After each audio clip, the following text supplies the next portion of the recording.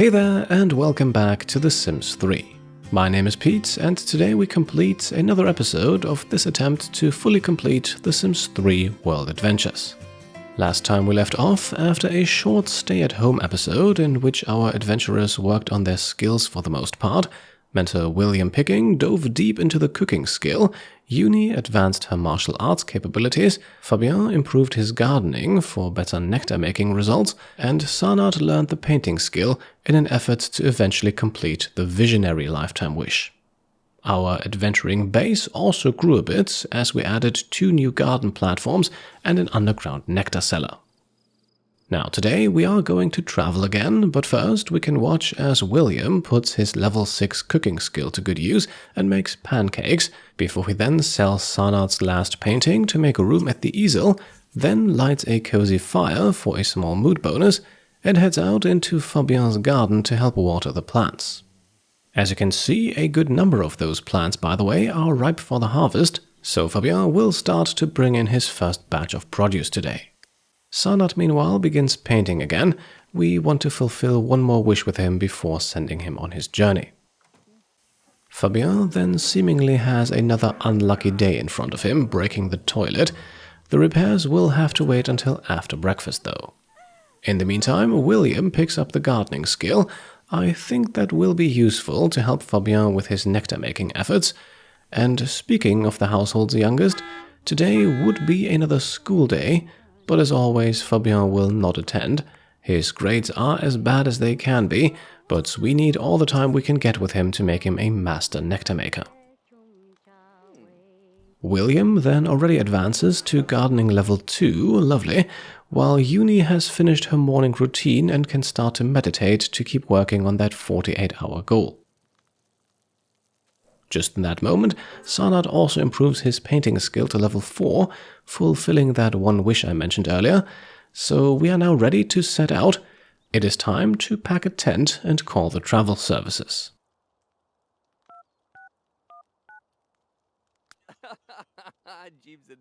Unsurprisingly, I think, we will go to Egypt again. We have a quest left to complete there, even if it's currently not showing. And not only will we go the maximum length currently possible, we will also take William with us. Mr. Picking has not 1 but 2 high-value wishes he can fulfill by traveling to Simhara, so let's hope the game likes it a bit better this time around when we send him back home early. As we then arrive, Sanat immediately gets into his athletic outfit to go for a jog, while William earns a total of 4,000 lifetime happiness points just for arriving. Sanat, meanwhile, gets 1,250 for coming back to his home. A short while later, a further 250 are added for the jog, and with that we can now start questing. With the help of some mods, I was able to reinstate the ancient library opportunity, so that Sanat can continue where he left off on his last visit. Ringing the bell at the Demircan household, named after channel supporter Kozan Demircan, Sanat meets Kozan's wife, Kat, named after supporter Kat M, and immediately fulfills another wish to meet a local.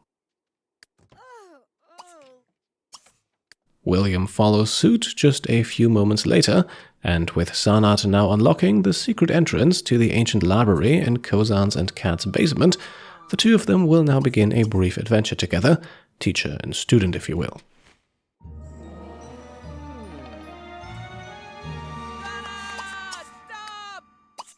As William heads down the stairs, he also fulfills yet another wish for entering a tomb, while the two of them will now want to keep their eyes open for a book with information on some relics that the MorcuCorp corporation might be after. That is, after all, the grand storyline that Sanat has gotten himself involved in. Now, the ancient library itself here is a rather short and straightforward adventure. In the beginning, it's just 2 pressure plates to stand on that open the doors that allow us to continue.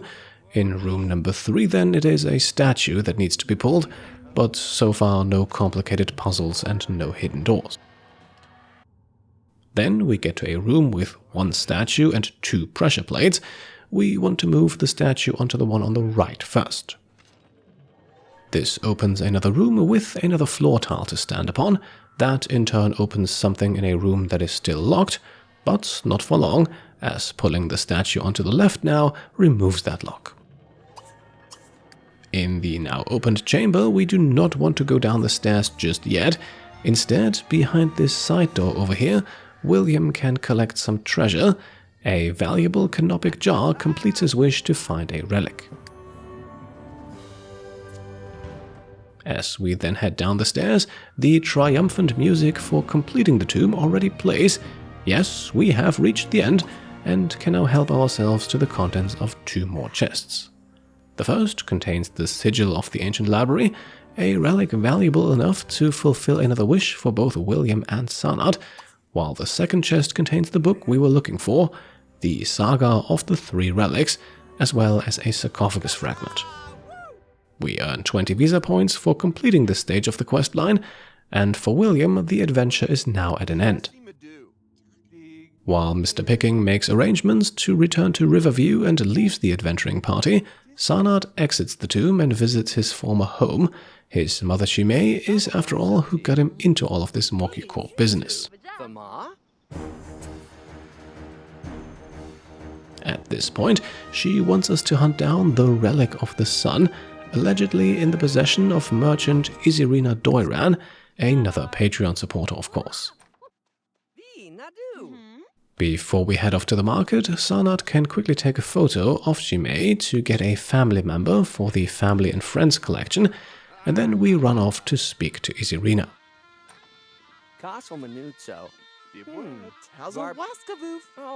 Now, the general goods merchant does not want to share any info with us just yet, so we need to soften her up a bit.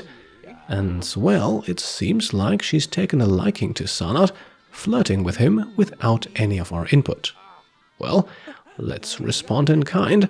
Even though we learn that Izirina is married to channel supporter Metahan Doiran, she does not seem to be put off by Sanat's advances. After a little while, we also learn why.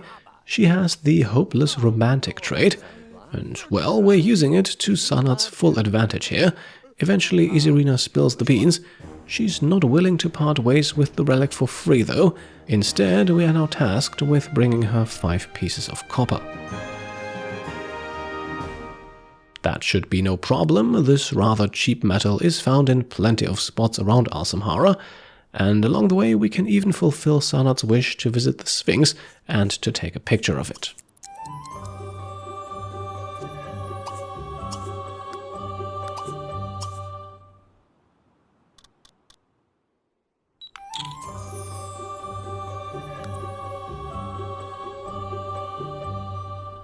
To cut a long story short then, it takes him a few hours until he picks up the last 2 pieces near the adventuring base camp, and so we return to Izirina in the late evening. Sasame bonita. Shibo nibagi. She now hands over the relic and also tells us that the locals know that something is going on. Let us return then to Shimei to advance the quest. Barble flans mana. Shubad? Now, unsurprisingly, Sanat's mother reveals that she works for an organization planning to stop MorcuCorp, and the next step in achieving that, bribing MorcuCorp's henchmen to buy us time, 2 pieces of mummitonium will do. Contrary to the copper from earlier, mummitonium is a very rare metal and quite valuable too. A single piece of unsmelted ore already runs at about 1,000 simoleons, and ideally we want to find more than the 2 we need for this quest in order to get at least 1 more for us to smelt. Luckily for us, it seems like there is just enough on the map. There are in fact 2 very close together, although one is glitched through the rocks. A bit of camera work was required to give Sanat the order to pick it up. There's also plenty of other metals around in this area, mostly copper though, and there's also a dig site to investigate, but Sanat is unfortunately too tired to excavate anything. Still, he's got enough strength left to run through the desert a little while longer in order to pick up the 3rd piece of mummitonium. That, however, is all there is on the map at the moment. Now, to get his sleep for the night, Sanat will re-enter the Pyramid of Burning Sands that he already explored in an earlier trip. By putting his tent up in there, he can fulfill another easy wish.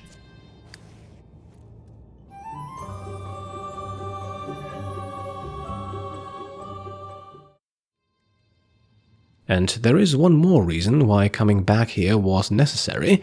In the lower chambers of the pyramid, 2 massive boulders can now be smashed with the axe of Pangu.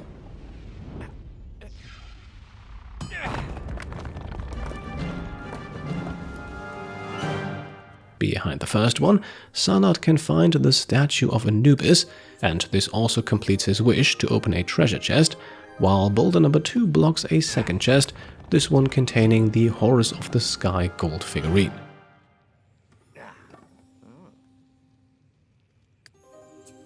While we could now also reopen all other chests in the tomb, since the loot has respawned, I said in one of the last episodes that I don't want to do that, so let's return to Mother Shimei instead and hand over our Mummitonium. At this point, Sanat is diving into some proper secret agent stuff, as our next objective is to infiltrate the MorcuCorp headquarters to deposit the bribe. Before we leave, Sanat spends a few more moments with his family, this time snapping a picture of his younger brother Denim and his grandmother Lithariana, and then we notice that the MorcuCorp headquarters is on private property and that the owner is unfortunately not at home. So we need to kill some time until they're back. Let's head back to the market, where we are now going to take a few pictures of the people around. This is not done for any specific photo motif, we are simply trying to capture as many different Sims as possible. The main reason for doing this are the human form expert and paparazzi skill challenges. For both of them, capturing plenty of different people is necessary, and the market here offers a great opportunity as it is a popular spot in Simhara. Still, eventually we run out of subjects, so let's run into the desert. Sanat has a wish here to work out for 6 hours straight. Let's have him go for a lengthy jog to complete that wish. 6 hours later, it is now 11 PM and Sanat has jogged halfway across the map, but the wish is finally fulfilled.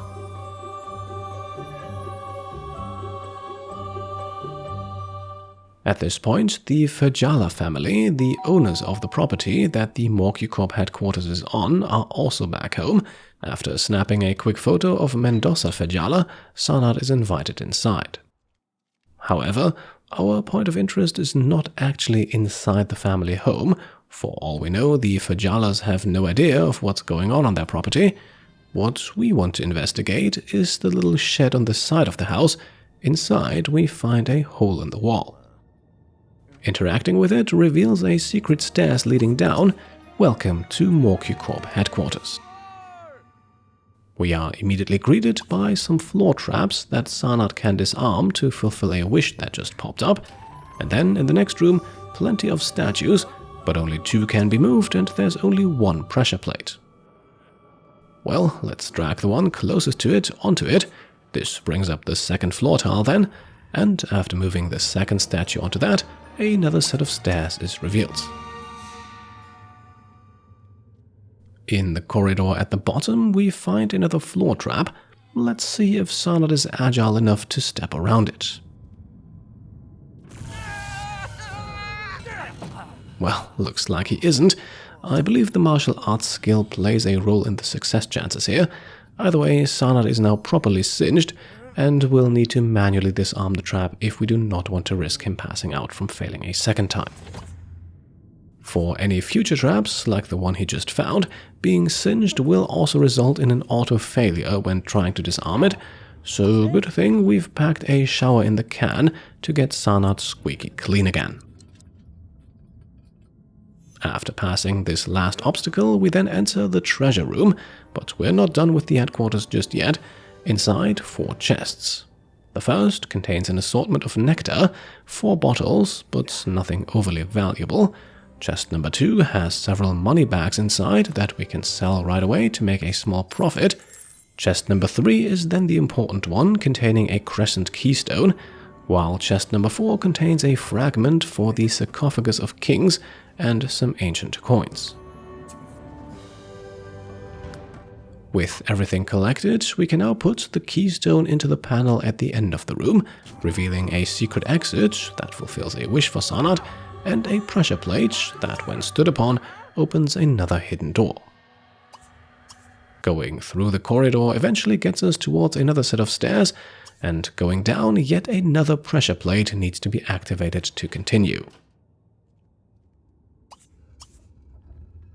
And guess what? Behind that one, it is another pressure plate.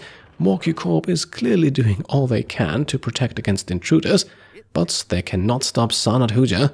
We have finally made it into the heart of their HQ.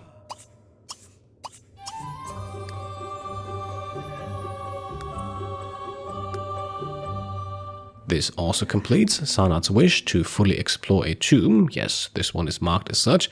And while we're here to leave a bribe, it doesn't say anywhere that we cannot take a little something for ourselves. So let's acquire a money bag and another sarcophagus fragment from the first of 3 chests here. Then the sigil of the criminal headquarters is valuable enough to fulfill another wish for Sanat worth 850 lifetime happiness points. And finally, the chest in the middle contains a gemstone and another money bag. This is also the chest in which we need to place our bribe. Let's do so to automatically advance our quest. At this point we learn that Sanat's mother Chimay apparently has some secret skills of her own and was able to hack into the MorcuCorp mainframe. However, to obtain the information about the relics, we now need to hack a computer on site as well. That computer is in the adjacent office, and hacking it does not take too long. Now we have what we're looking for. Our next destination is apparently the Tomb of the Desert Ocean, an underground oasis.